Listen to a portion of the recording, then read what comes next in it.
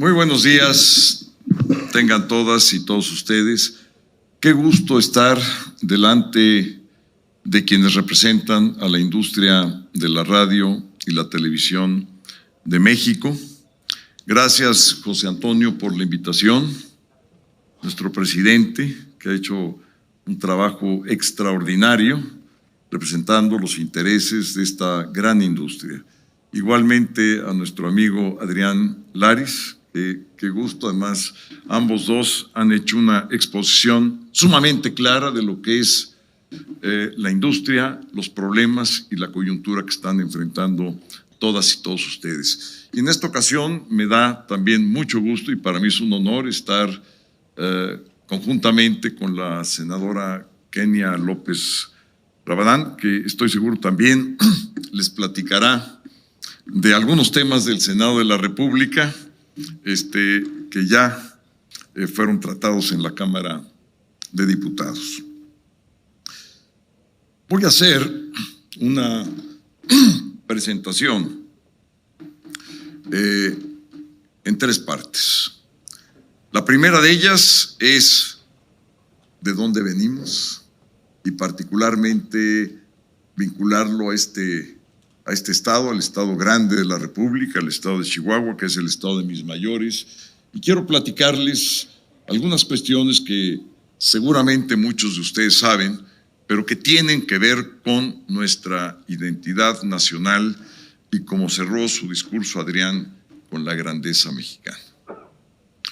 La segunda parte de esta presentación hablaré del presente, en mi calidad de diputado opositor y finalmente como presidente de la mesa directiva, de los problemas, de las coyunturas, de las iniciativas y de los temas pendientes que tenemos en la Cámara de Diputados. Este estado es un estado milenario. En Samalayucan encuentran ustedes petrificadas las culturas más antiguas del norte del país. Samalayuca está a unos kilómetros de distancia de esta capital y allí encontramos todas las pinturas rupestres, también las tenemos en la sierra, en un poblado que tiene el apellido que llevo y que es parte igualmente de los atractivos turísticos del estado. Pero en Chihuahua se han dado las cosas más importantes del México independiente. Cuando el presidente Juárez fue enfrentado por las tropas invasoras de Napoleón III, con los ejércitos de Maximiliano, él tuvo que empezar una trayectoria con la República itinerante, el gobierno itinerante de Juárez, se fue a San Luis Potosí, después pasó a Guadalajara, ahí es la famosa frase de Guillermo Prieto: los valientes no asesinan. Se siguió porque los ejércitos pues estaban pisándole los talones al ejército de Juárez y se fue hacia Nuevo León. En Nuevo León gobernaba un general, Santiago Vidaurri, que en el momento que llegó Juárez al territorio de Nuevo León se voltea y apoya a los ejércitos franceses. Entonces no le quedó otro camino al presidente Juárez que refugiarse en Chihuahua. Fue cuando la República y México se refugia en este estado por más de un año. Vivió aquí Juárez, el presidente Juárez con su gobierno. Lo acompañaban Iglesias, Melchor Ocampo, Sebastián y Miguel Lerdo de Tejada. Los ejércitos llegaron hasta Chihuahua, hasta la capital, tuvieron que trasladarse hasta Paso del Norte. No cruzaron la frontera por la valentía de los soldados, de los guerreros chihuahuenses, del general Terrazas, agrupó a sus ejércitos, dio la primera batalla en Ciudad Juárez, venció a los franceses y luego la gran batalla de Chihuahua. Y desde aquí se empezó la reconstrucción y la restauración de nuestra república. Lo acompañó hasta el estado de Zacatecas y desde ahí ya se fue con los generales que rompieron el sitio de Querétaro y finalmente la república fue restaurada. Pero la primera batalla que se le ganó a los franceses en el proceso de la restauración de la república se dio aquí en Chihuahua. En Chihuahua también se inicia la revolución. Es un estado rebelde y revolucionario. Con la toma de Ciudad Juárez se concluye la primera etapa de la revolución. Díaz deja el poder, sale a Europa en el Ipiranga y fue una revolución que duró escasamente 11 meses y prácticamente fue incruenta. Después vinieron las revoluciones cruentas que derivaron en más de 1 millón de muertos, porque no es una revolución, fueron muchas las revoluciones, la revolución villista, la zapatista con el ejército del sur, con la división del norte aquí, Villa, los obregonistas, los carrancistas, que infortunadamente no pudieron ponerse de acuerdo ni siquiera en la Convención de Aguascalientes, y eso derivó, esa falta de diálogo, esa falta de acuerdo, en una de las revoluciones más cruentas que ha habido en esta época de finales del XIX y principios del siglo XX, porque las causas empezaron a finales del XIX y los primeros brotes revolucionarios ya durante la última etapa del gobierno del presidente Díaz. Entonces, vean ustedes cómo en este estado, donde han decidido la industria de la radio y la difusión tener esta asamblea, es parte de nuestra identidad. Una identidad que se remonta desde hace 2000 años con las pinturas rupestres de Samael-Luca, con la restauración de la República, con el inicio y la conclusión de nuestra primera revolución y con otro episodio que también tiene mucho que ver con el presente. Chihuahua 1986. El fraude patriótico de Bartlett, aquí se dio, se cerró el culto de las iglesias y Luis H. Álvarez hizo una huelga de hambre por 41 días. Y fue el comienzo de la transición electoral, de la apertura democrática del país. Sin Chihuahua 86, difícilmente hubiera empezado el proceso de transición hacia la democracia. Yo fui testigo de joven, de estar en la plaza con don Luis, con Eberto Castillo. Fue por primera vez la conjunción de las fuerzas de izquierda y de derecha, de las fuerzas democráticas que se pusieron de acuerdo. En un desplegado firmado por Octavio Paz, por Carlos Fuentes, por Lorenzo Mayer, por Enrique Krause, por Carlos Monsiváis, por todos los intelectuales que empujaron el proceso de transición, le dieron este impulso. Vino 1988, que fue otro motor de apertura del proceso democrático del país. Los años 90, particularmente en el centro de la República, con el movimiento navista, del cual también fui participante, todavía joven, pero estuve ahí en las fuerzas navistas en San Luis Potosí, cuando seguramente algunos de San Luis que estén por acá se acordarán, entraban gobernadores, salían gobernadores. Igualmente estuve presente en el fraude electoral que se dio en Guanajuato con la primera elección de Vicente Fox. Ahí fue cuando entablé por vez primera amistad con él, cuando Porfirio Muñoz Ledo le levantó la mano. y seguimos con el proceso de transición hacia la democracia hasta llegar a 1996, que fue el año clave, en donde me tocó participar en la primera coalición que se hizo en el país, una coalición moderna, entre el PAN, el PRI y el PRD. Santiago Oñate por parte del PRI, Porfirio Muñoz Ledo por parte del PRD y Carlos Castillo Peraza por parte del PAN. El 25 de julio de 1996 suscribimos la gran reforma política que le da independencia al IFE, hoy INE, que crea el Tribunal Constitucional Electoral y que establece las reglas de la competencia política con equidad. Posteriormente viene la alternancia.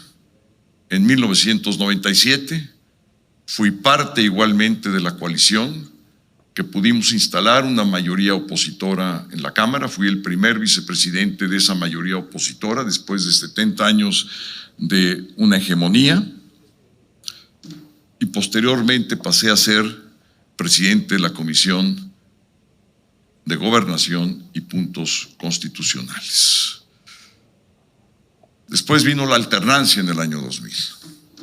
Igualmente fui parte en la creación y la concreción de la coalición con la Sociedad de Amigos de Fox y coordinador de la campaña de Vicente de 97 a 99, cuando fui a defender la Ciudad de México.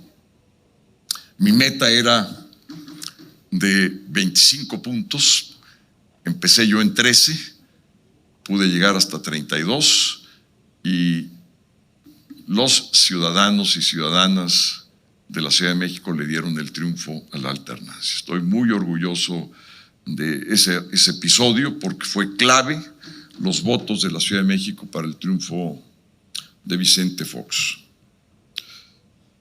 A partir de ahí se empieza la creación de instituciones. Me tocó participar y diseñar el IFAI, hoy INAI, el Instituto de Transparencia. Igualmente la Comisión Nacional de los Derechos Humanos, fui parte en la consolidación de su estatuto constitucional, del Instituto Nacional de las Mujeres, del Instituto en contra de la discriminación que presidió Gilberto Ricón Gallardo, también participé.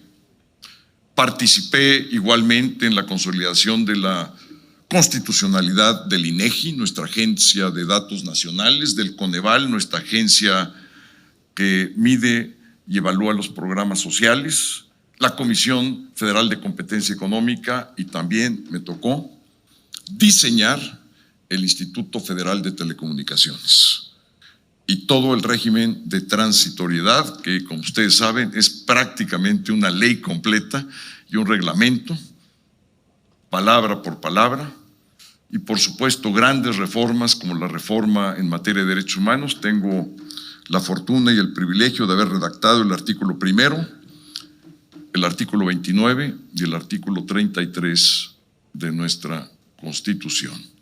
Por supuesto, la reforma en materia de juicios orales y buena parte de los organismos autónomos de carácter constitucional. ¿Por qué les platico todo esto? ¿Por qué mi interés de que sepan de dónde venimos? ¿Y por qué mi interés de decirles dónde hoy están ubicados, dónde está llevando a cabo esta asamblea? Porque es la construcción de nuestra república, porque es la construcción de nuestra democracia, porque de ahí venimos. Esa es la grandeza mexicana. Es cuando vencimos al invasor aquí que empieza la reconstrucción y la restauración de la república. Es aquí, en Chihuahua 86, donde viene la conjunción de las fuerzas políticas y empieza el proceso de transición a la democracia. Fue en 96 donde durante un año, 95, estuvimos en el seminario del Castillo de Chapultepec construyendo palabra por palabra y diseñando al antiguo IFE, hoy INE, y donde empieza el proceso de alternancia y de democratización del país, con el Instituto de Transparencia, con la defensa de los derechos humanos, con las instituciones modernas que nos permiten conocer a México, como es el INEGI, la población, los segmentos, los estratos sociales, la pobreza, el crecimiento económico, o el Coneval para medir si los programas sociales efectivamente están cumpliendo con su deber, con su objetivo y con su obligación. Yo vengo de ahí, formo parte de una generación que hicimos la transición democrática. Y quiero, puedo y debo encabezar un movimiento para frenar la destrucción de esas instituciones. Yo quiero un país libre, un país democrático, un país donde todos podamos ejercer plenamente nuestra libertad y que no exista una división entre mexicanos, que no se siembre el odio y la confrontación. Un país donde no existan opiniones críticas censuradas y opiniones a favor del régimen autorizadas. Eso no es democracia. Mi generación no luchó para eso. Tampoco luchó para la destrucción de nuestras instituciones modernas, que nos costó mucho trabajo construirlas en mesas plurales, en mesas diversas, con los 3 partidos históricos del país. Tanto mérito tiene el PAN como el PRI como el PRD en habernos juntado en mesas y construir todas estas instituciones. Y también hacia el exterior. Fuimos parte del aval del Tratado de Libre Comercio, del Tratado con la Unión Europea, del Tratado Asia-Pacífico. Fuimos parte de la inserción de México en el mundo, cuando cumplíamos nuestros tratados, no cuando los violentábamos. De los tratados del medio ambiente, del Acuerdo de París, el más reciente, de los tratados de derechos humanos. Teníamos la autoridad moral para hablar. No éramos los amigos de las dictaduras, de Nicaragua, de Venezuela, de Cuba. Rechazábamos absolutamente todo lo que tenía que ver con regímenes no democráticos. No rompíamos cumbres internacionales por defender a dictadores. No nombrábamos embajadores por haber traicionado a los suyos. No invertíamos los valores de la política para premiar a los traidores. Es por ello que es muy importante, es fundamental y trascendente saber de dónde venimos y a dónde vamos. ¿Qué veo? Veo un México que necesitamos reconciliar. Un país dividido no va a ninguna parte. A ninguna parte. No conozco un país que esté enfrentado que pueda salir adelante. Ven ustedes en sus familias. No hay dolor. Bueno, puede ser que sí haya un dolor más fuerte, pero para los padres de familia, ver una familia dividida, pleito entre hermanos, es lo más grave. Pues véanlo en un partido político, cuando estamos divididos no ganamos ni una elección. ¿Cómo vamos a hacer cuando un país está dividido? Unos leales son traidores, unos son pueblo bueno y el otro ni siquiera llegamos a ser pueblo, porque tenemos el ojo azul o la cara y la piel como la tenemos. Yo no tengo la culpa, así nací, pero soy más mexicano y soy más pueblo que cualquiera. Y a mí no me vienen a decir en un púlpito mañanero qué es bueno y quién es malo, quién es leal, quién es traidor, quién es vendepatrias o defiende patrias. No. Hay que reconciliar a este país con la semilla de la conciliación. Y es lo que he hecho toda mi vida, en mesas plurales, diversas, incluyentes, con las izquierdas, con las derechas, con el centro. México es un país diverso, un país plural, multicultural, multirregional, en todos los sentidos. Yo quiero ver un país de una unidad, sí, dentro de una pluralidad y dentro de una diversidad. Y una reconciliación con el mundo, que el mundo nos conozca en este proceso largo de nuestra república, de nuestra democracia, de nuestra apertura al mundo. Las exportaciones de México son fundamentales para nuestra economía, pero fundamentales para los mercados internacionales, fundamentalmente para el mercado del vecino del norte. Reconciliación, reconstrucción de instituciones. Tenemos que reconstruir nuestro sistema de salud, reconstruir nuestro sistema de política social. Por supuesto que yo ratifico los programas sociales de transferencias a adultos mayores, de becas a los jóvenes, para las mujeres, su apoyo por cada hijo para que puedan trabajar, por supuesto, pero además se requiere un buen sistema de salud, que tengamos medicamentos, porque si no, fíjense ustedes qué fácil, una transferencia económica que llega a un bolsillo y otra que sale del bolsillo porque hay que ir a comprar medicamento caro, porque hay que ir a hacer la fila en una farmacia que tenga un centro de atención médica, y si quiere uno ir a un centro de atención médica oficial, pueden tardarse 3 o 4 semanas y la muerte puede venir. Donde haya medicamentos para los niños con cáncer. Hay que reconstruir las instituciones y mejorarlas. Si López Obrador llegó ahí, fue justamente porque no pudimos estar a la altura de las expectativas. Entonces requerimos una autocrítica. Y quiero yo empezar por casa a hacerla. Porque las condiciones sociales y económicas están dadas para que podamos retomar la grandeza de México. Pero haciéndolo bien, sin odios, sin divisiones, con una vida institucional, con el cumplimiento de la Constitución, porque la Constitución es la Constitución y la ley es la ley. Y es por eso que para mí era muy importante saber y explicarles de dónde venimos, y parte de ese largo trayecto comienza aquí en Chihuahua, como en otros estados de la República, en donde ha habido gestas más que heroicas que nos constituyen el México grande, la grandeza de nuestro pueblo y de nuestra nación. Hemos analizado en la Cámara de Diputados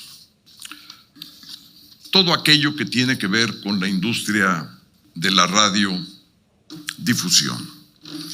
Afortunadamente presidimos la Comisión de Radiodifusión en la Cámara de Diputados con el diputado Luis Mendoza, que está en constante comunicación con José Antonio, con Adrián, y afortunadamente hemos podido avanzar justamente en uno de los temas que aquí se han platicado, se han comentado, sobre las contraprestaciones respecto al espectro y lo que tiene que ver con la renovación de concesiones y todos los pagos en materia de contraprestaciones. Y se acordó hacer una fórmula pues mucho más sensata, de acuerdo con la cobertura, de acuerdo con la competencia, de acuerdo con las condiciones propias de cada concesionario. Eso es lo lógico. Pero todavía sería más lógico si se abriera un espacio de diálogo, porque la industria no es la misma de la que fue cuando yo vine aquí la primera vez a hablar con ustedes hace 30 años, como consejero ciudadano, y luego muchísimas veces como secretario de Gobernación.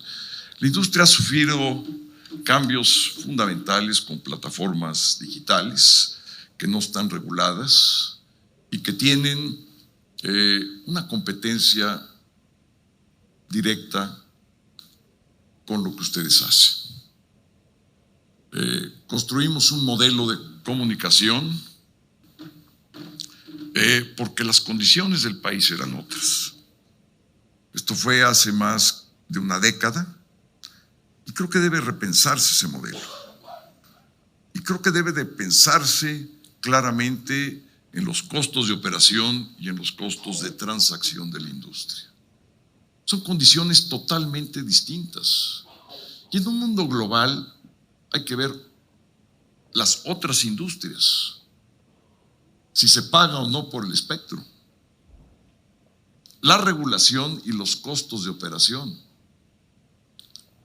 ¿Por qué? Porque ya la industria ya no es lo que fue. Tiene una importancia fundamental.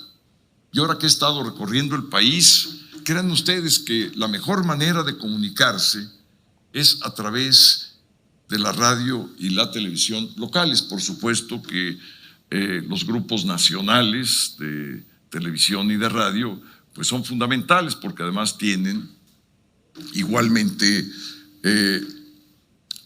sus lugares en cada uno de los estados.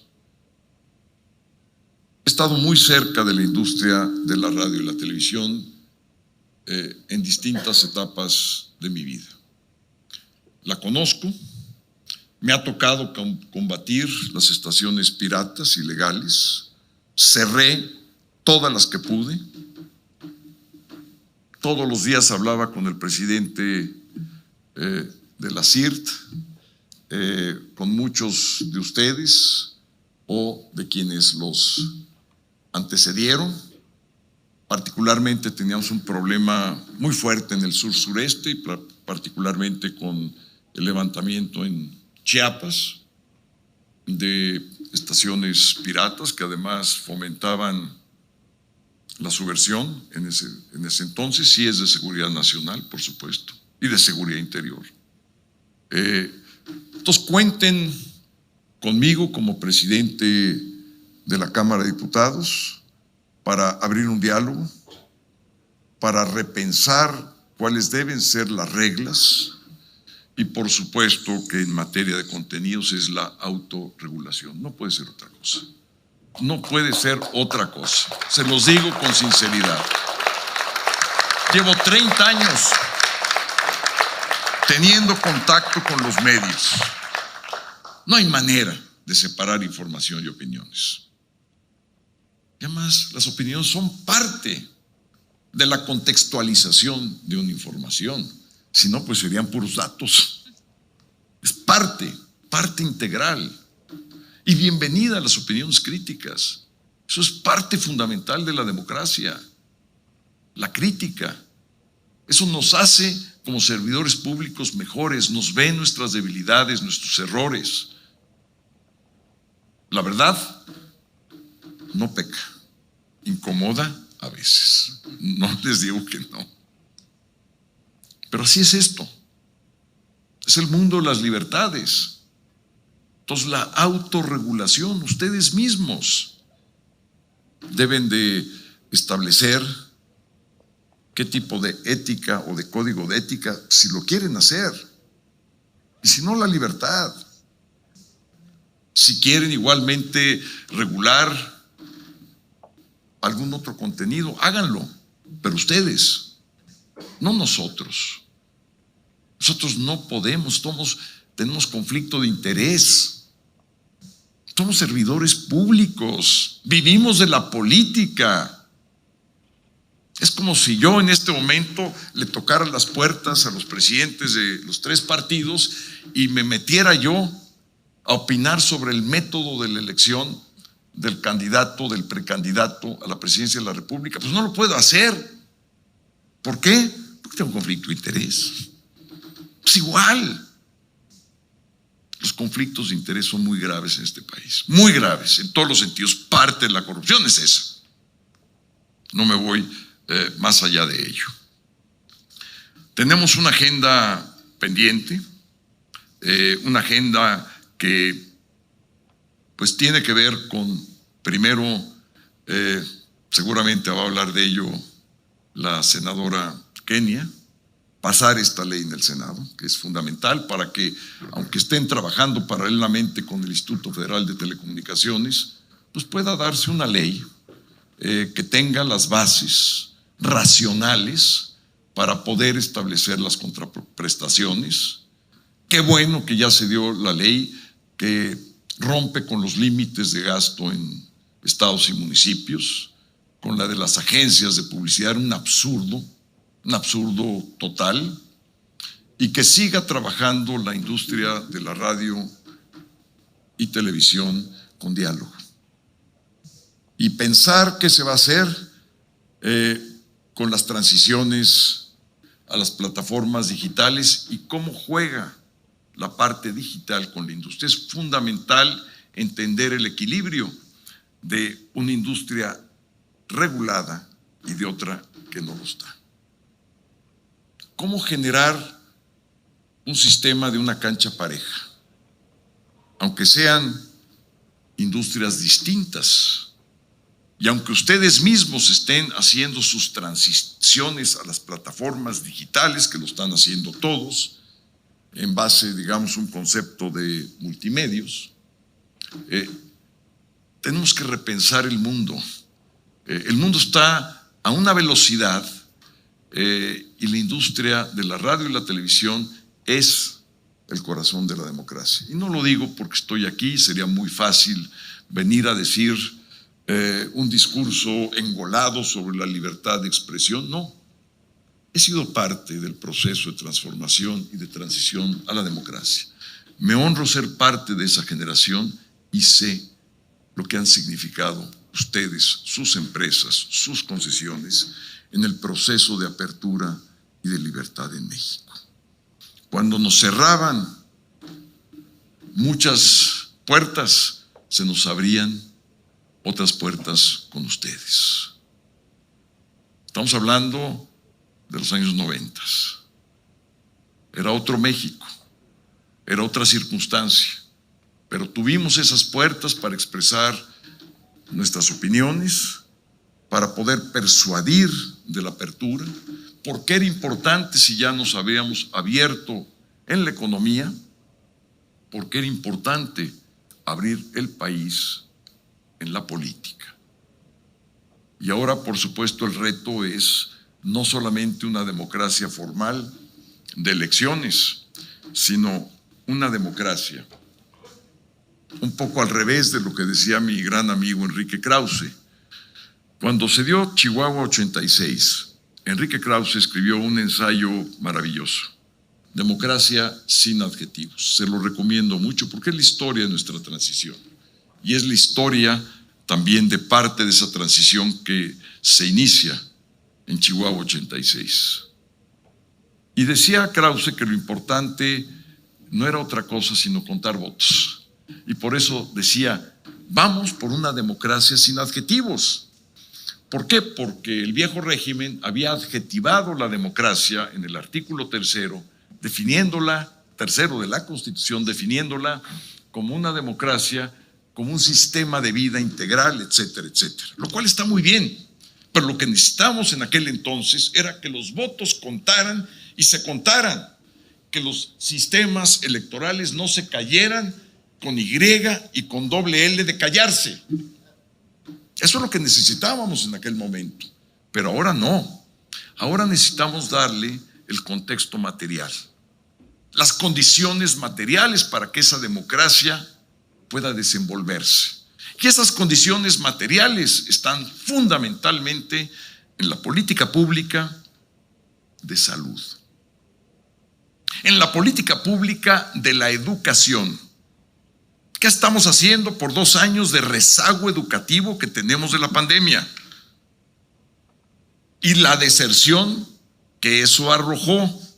Yo he sido 30 años profesor universitario. Soy profesor de la Facultad de Derecho de la UNAM. Doy la cátedra de Derecho Constitucional y de Teoría de la Constitución en posgrado. Créanme que para mí fue un reto fabuloso. Un reto, una odisea, transformar mis clases presenciales en mis clases a distancia. fenomenal. Y aún así siento que me quedé muy corto. Yo no quiero pensar una escuela primaria o secundaria o preparatoria de algún municipio alejado. Muchos de ellos ni siquiera llega el internet. Mis alumnos, aunque vienen de extractos sociales muy limitados, tenían cuando menos una tableta y una computadora. ¿Por qué? Porque estaban o en posgrado o en licenciatura. A veces doy también en licenciatura. Y con muchos trabajos. Y me pasaron cosas increíbles. Me decían mis alumnos: hoy no te importa si mi papá o mi mamá o mis hermanos escuchan tu clase. Y entonces tenía yo enfrente, en el cuadrito que se ve del Zoom o de la aplicación, a toda la familia, en silencio, escuchando. Me preguntaban los papás: oigan, ¿podemos hacer una pregunta? Sí, cómo no. En fin, fue para mí una experiencia. Pero vean las condiciones en las cuales se desenvolvió una cátedra a nivel universitario. ¿De cuántos metros creen que eran los departamentos que viven mis alumnos? ¿120? ¿130? ¿150? Con toda la familia en 2 cuartos, con la cocina, el comedor y la sala en un lugar pequeño, con una computadora para toda la familia. Esas son las condiciones reales. Lo demás son sueños o otros datos. Esto es lo que pasó. Entonces, política pública, educativa. Y yo quisiera empezar desde la infancia temprana, porque la infancia es destino. Desde los primeros meses, que la alimentación tenga los elementos de proteína y de una alimentación balanceada. Eso es fundamental para el aprendizaje. Es fundamental que pueda desarrollarse la parte motriz desde la edad muy temprana, la coordinación,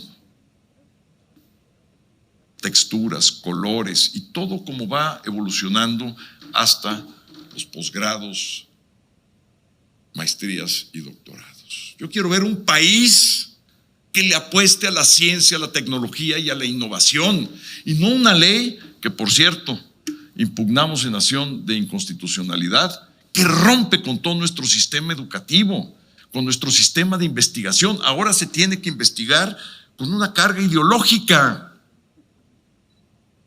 Si viviera Mario Molina, nuestro premio Nobel, o Alfonso García Robles, otro premio Nobel, ¿qué dirían? Octavio Paz, ¿qué diría? Carlos Fuentes, ¿qué diría? ¿Qué dirían si los 7 institutos de investigación en el mundo que nos salvaron? ¿Por qué? Porque durante años estudiaron al coronavirus. Se invirtieron millones de dólares. Y en 18 meses, esa investigación científica, innovación, fue la que salvó al mundo. Yo quisiera ver que la grandeza mexicana fuera eso. Que hubiéramos contribuido con un instituto de investigación, como lo tenemos en la UNAM, pero con recursos, con equipo, con dedicación. Tenemos 2 mujeres, Julieta Fierro y Valeria Sousa, que las acaban de invitar al Instituto de Ciencias de la Unión Americana, donde estuvo sentado Einstein. No he visto una nota, disculpen ustedes, de mujeres exitosas, de científicas mexicanas que están integradas en el consejo de los grandes científicos del mundo, que con sus escasos recursos, equipo y tecnología han llegado a donde han llegado. Esa es la grandeza mexicana que yo quisiera ver en esta tierra de mis mayores, pero también en todo México. Muchas gracias.